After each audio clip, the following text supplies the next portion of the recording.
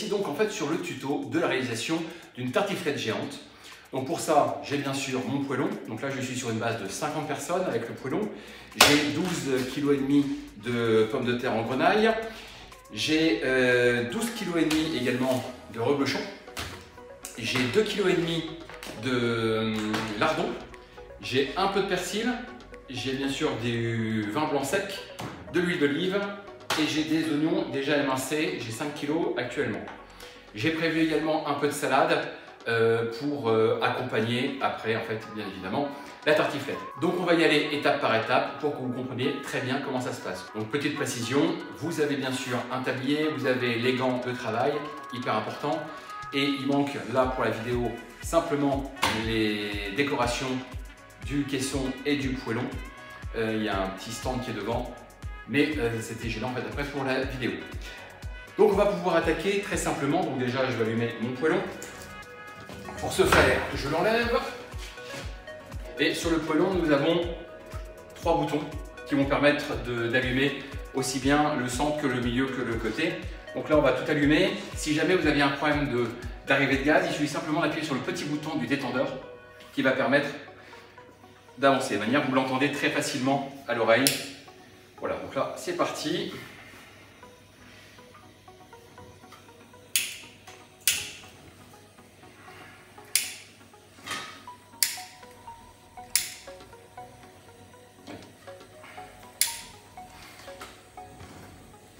Donc voilà, les 3 feux sont allumés. Donc vous avez le poêlon qui va être nécessaire. Quand il s'en chauffe, c'est pas la peine de mettre trop fort.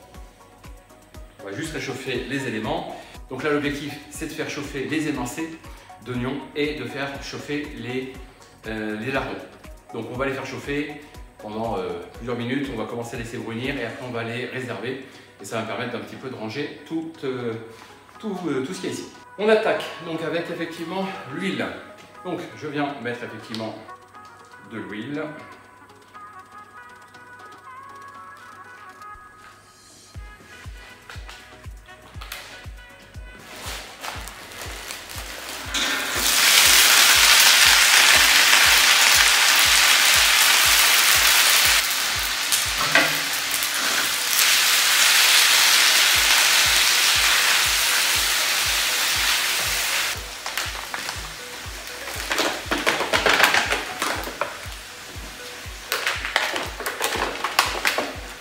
Ça y est, c'est à peu près mis. Je termine par un complément d'oignon.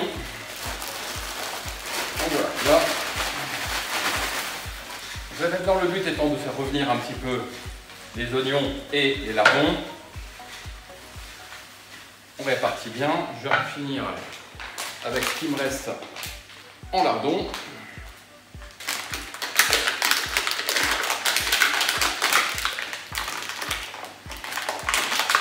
Il sera bien sûr nécessaire de venir remuer ça régulièrement pour que ça puisse bien prendre partout. N'hésitez pas à regarder régulièrement si votre gaz est toujours là parce que c'est-à-dire que des fois il peut s'éteindre.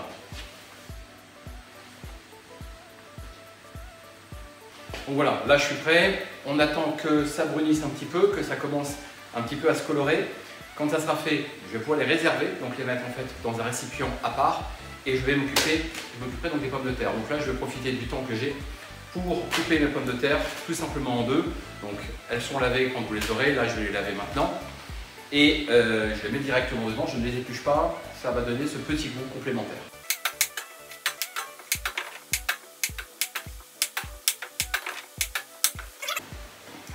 Donc là, on peut voir que les oignons, bon, qui sont surgelés accessoirement, mais commencent vraiment à bien dégorger. Et ça va commencer en fait doucement à suer, mais je reste sur quelque chose de très blanc en fait, pour l'instant.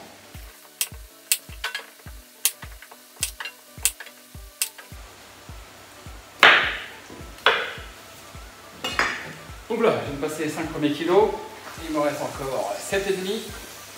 J'hésite pas parce que je vois déjà que ça accroche un petit peu. Mais il y a encore du temps pour avoir ce qu'on veut, mais ça jaunit légèrement.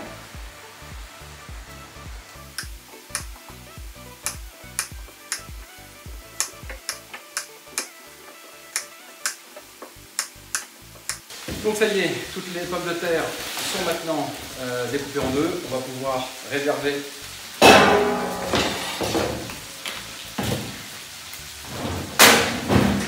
toute la préparation qui est ici.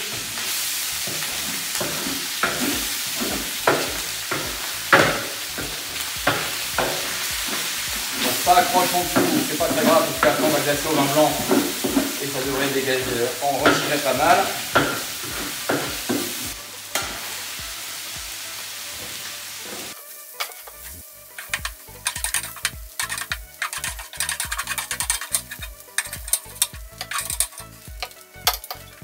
Qu'est-ce qu'on fait? On peut relancer maintenant en huile. Je vais bien recharger correctement en, fait, en huile et on va pouvoir attaquer les pommes de terre. Et comme là il y a un peu de boulot, un peu d'attente.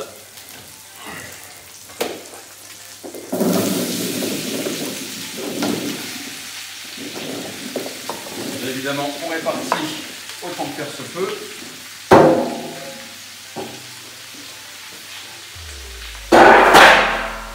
Et on vérifie toujours que ces brûleurs sont toujours efficaces.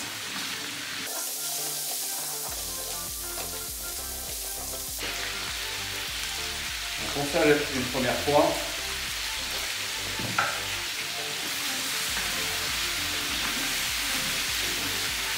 Et après, il n'y a plus qu'à attendre. On va pouvoir attaquer le reblochon. On va commencer à le couper dans quelques instants en rondelles.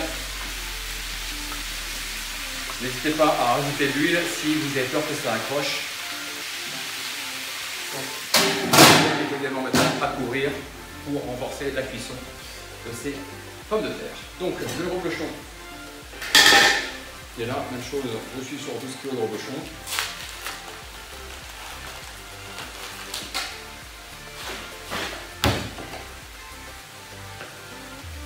Qu'il va falloir couper en lamelles, prêt à être posé après dans la poêle pour fondre en fait sur l'ensemble de la préparation. Donc ça c'est vraiment la dernière partie qui sera à réaliser aujourd'hui. Donc quand on ouvre le reblochon, on a souvent en fait une plaque qui est en dessous et si on regarde, on a une zone un peu sombre. Effectivement, si je gratte un peu, on a effectivement l'origine du produit. Et ça se mange pas. Donc en fait, il faut l'extraire délicatement. Et cette partie-là, bien sûr, on la jette et on conserve le reste.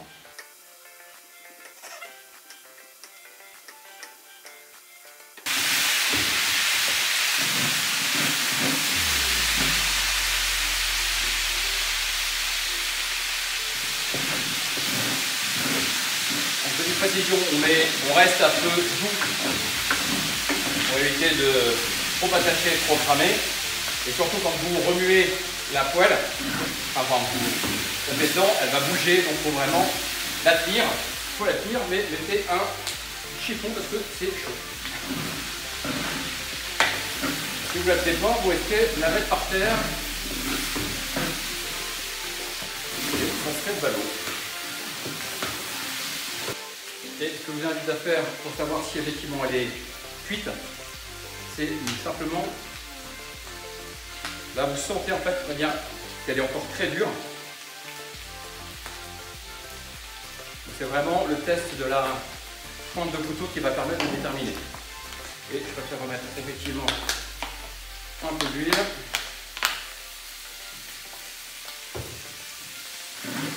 Donc maintenant que je suis à peu près prêt, je vais préparer mon déglaçage. Donc le déglaçage, c'est purement et simplement de mélanger du vin blanc, là c'est un vin blanc sec, un peu typique des montagnards, qui va permettre en fait, bien sûr, de donner un goût à la préparation, mais qui va surtout en fait décoller en fait toutes les parties brunes collées qui sont très très chargées en fait en goût. Et ça s'appelle un déglaçage. Donc pour une préparation de 50 personnes, on est à peu près sur 1,25 litres de vin blanc. Là j'ai 2 fois 75, donc je vais bien sûr pas tout mettre. Encore que. Et on va bientôt pouvoir accompagner la préparation des pommes de terre. Je peux maintenant rajouter donc les oignons.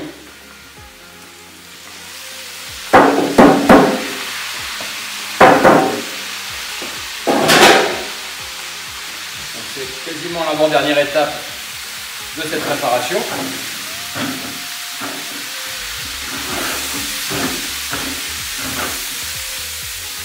Et on va pouvoir donc déglacer.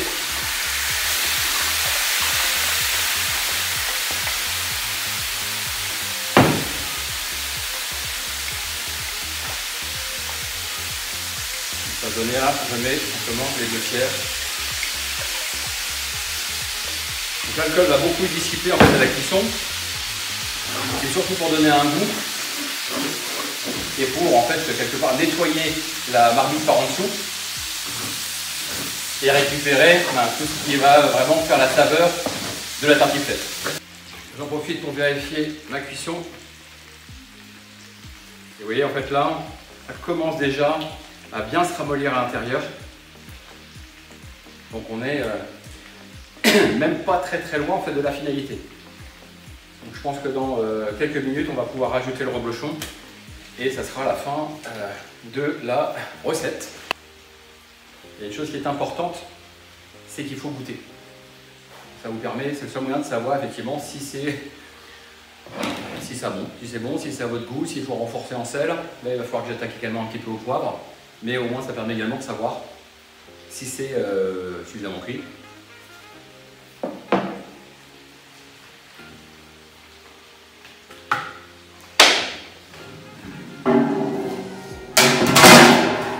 Donc là effectivement j'ai une chair qui est encore très ferme. Donc je vais remettre un peu l'étuvée. Vous pouvez commencer à préparer votre espace pour être prêt en fait à la distribution, donc les assiettes et tout ce qui s'ensuit. Les gens vont venir après directement près de la gamelle pour être servis en fait par vous, tout simplement.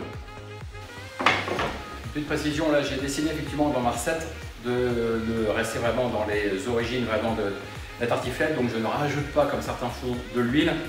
J'ai vu beaucoup de tartiflettes qui noyaient de l'huile, pardon, de crème, donc qui noyaient vraiment dans la crème. Et moi, pour moi, ça se suffit très amplement. Et quand on va rajouter le fromage, ça va également bien se rattacher. Donc pour moi, c'est largement suffisant. On ne met pas de crème, c'est vraiment une volonté. Je reste dans l'origine et les pommes de terre grenaille me donnent un complément d'authenticité à mon sens. Voilà, on est vraiment dans l'esprit montagnard. On continue effectivement à goûter. On laisse encore quelques minutes et on va pouvoir napper et faire fondre. Normalement, ça devrait être bon.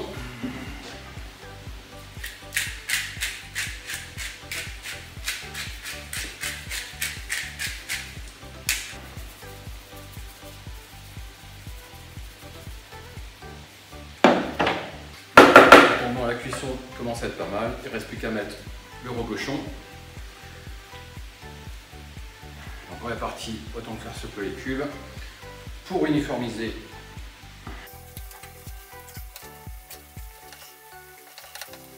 Je précise que la casserole va commencer à être un peu lourde parce qu'on a déjà 12 kg de reblochon et 12 kg de pommes de terre. Plus les liquides, etc., on est bien à 25 kg au niveau de la gamelle. Donc on peut la déplacer, la mettre sur une table après si vous souhaitez, mais je ne vous conseille pas forcément. Mais il faut vraiment être deux, d'où l'intérêt d'avoir 4 poignées sur les casseroles. Voilà, donc là, tout est fait. Il n'y a plus qu'à laisser chauffer et fondre. Je vais recouvrir encore un peu. Mais une petite chose qui est importante en fait dans l'opération, c'est qu'il faut essayer de garder toujours son espace de travail le plus propre possible. Vous avez le caisson pour mettre le surplus. Ça, j'en ai plus besoin.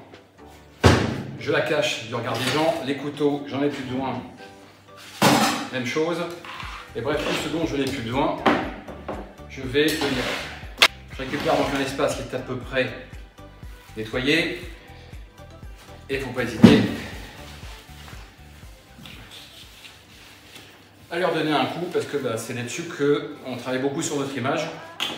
Et si c'est un truc dégueulasse, et ça ne va pas donner envie du tout aux gens de façon générale.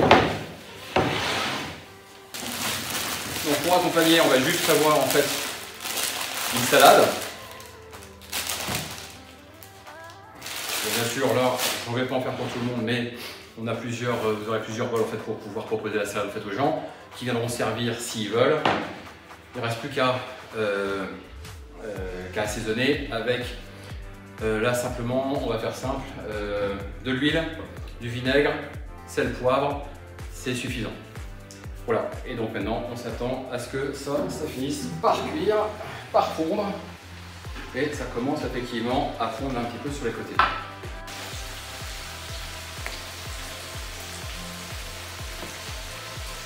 Donc vraiment, il est indispensable de goûter et de regoûter. C'est le seul moyen de savoir si votre préparation est correcte. Donc là, ça m'a pris à peu près 1h30 pour faire en fait l'ensemble de la gamelle. Donc à vous de vous organiser avec l'événement pour que commence à préparer 1h30 avant de leur servir. On va pouvoir garder au chaud. Donc on va rester à feu doux, très doux, pour continuer à garder au chaud pendant que les gens viennent se servir, mais on ne va pas le garder pendant 3 heures. Et surtout, ça va commencer à devenir de plus en plus sec. Alors que là, après l'avoir goûté, elle est juste super bonne. Donc oui, vous avez peut-être remarqué que quand on travaille dessus, on a des éclaboussures. J'ai 2-3 pommes de terre qui sont tombées en fait pendant qu'on manipulait. C'est sûr que on arrive à nettoyer, à garder propre, mais il y aura quand même forcément un tout petit peu de dégâts autour.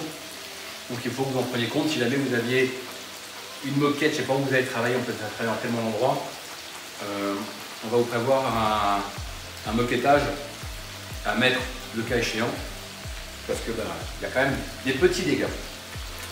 Donc voilà, pour moi, la tartiflette est prête.